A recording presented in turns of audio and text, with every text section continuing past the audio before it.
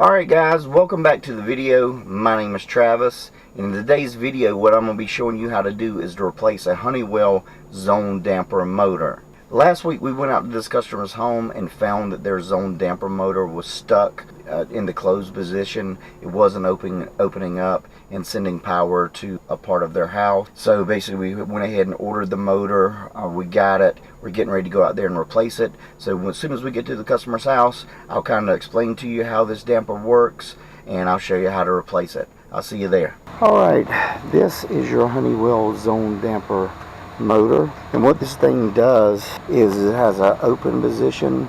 That means that when it screws onto your damper assembly, when it's in the open, that means it opens up and lets air flow through. When the damper motor gets power, that will switch over to your closed position and it will close your damper so there's no airflow going to that part of the house. And you can see how it connects on here. You have a little place that screws onto the shaft of your damper assembly, and that's just a little stabilization prong there. This is our old damper motor, and you can see that damper motor is a little bit different. We just take the top off here, and you've got a little set screw, if you see that there. And what we have to do is you have to take an Allen wrench, put that in there, take it out, and this just pops right off. Alright, so if you can see, I've got my Allen wrench in here. You just unscrew this and the motor just pops off. And you've got two little wires here that we want to take that off as soon as we get our other motor on.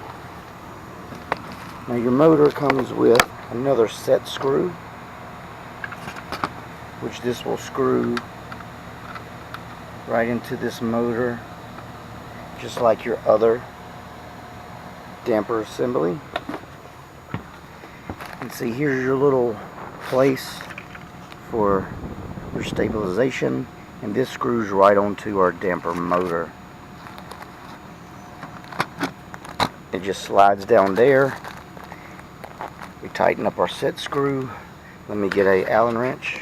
Alright, this one's a little bit smaller. So I've got that tightened down. So we got everything now. The wires for your old one, you just basically take those off. And you've got three little connections here. Alright guys, I got our two wires for our damper motor assembly. And where you want to install these two wires on this particular motor, you've got M1, M4, and M6. You want to install this on M1 and M6. Alright, we just got done doing that damper motor. Remember that damper motor was stuck in the closed position, so it wasn't opening up, allowing airflow to go to the part of the home that the customer needed it. One tip when you're doing the damper motor, the Honeywell zone damper motors come in the open position. So when you install your damper motor, always make sure your damper motor is open. How to make sure of that is you can take the ductwork off of the collar. Make sure the damper is all the way open before you install your damper motor, because you don't want to install it with the damper motor closed, and then basically when the damper motor says it's open, it'll be closed. I've seen that happen before, so always make sure when you install it in the open position. I tested everything out. The damper motor opened up. It was closing just like it was supposed to. So we got the AC up and working. The customer's happy and they have air conditioning now.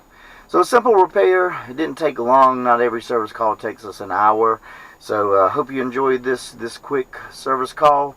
Hope you learned something. If you did, like and subscribe to my channel. Can't forget to tell you to do that. And as always, I'll see you on the next video. Thanks guys.